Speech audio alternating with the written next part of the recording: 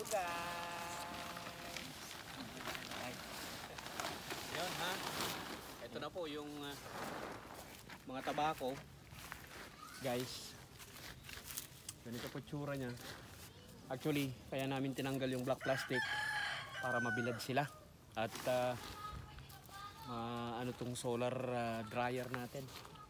Okay, so ito mga ilang weeks pa yan bago bago maibenta kasi ito yung mahirap na anuhin dyan, no? Ito yung mahirap patuyuin, no?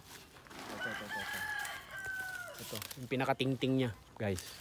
Yan ang pinakamahirap patuyuin.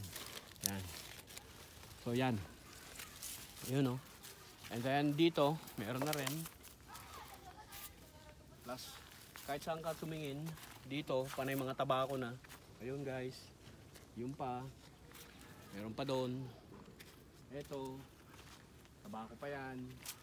And then, meron silang bagong harvest ngayon. At mag-harvest pa kami mamayang hapon.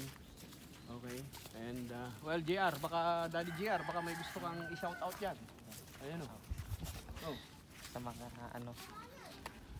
Si. Sa lahat po. Shout out.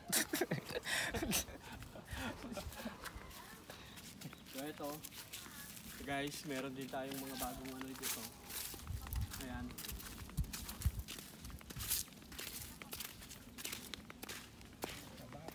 Tabako.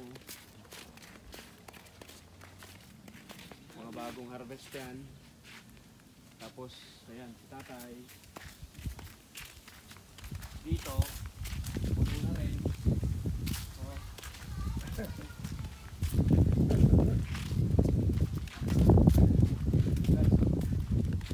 Puno na to.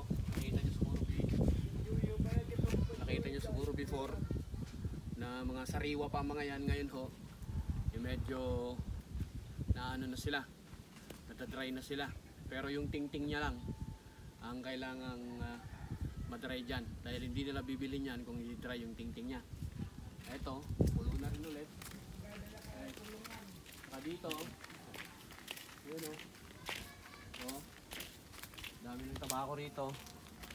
Ito, tabako rin yan. Ready for ano na to, for selling na. Ayan, tsaka yun. Yun. Yun, tsaka meron pa rito guys.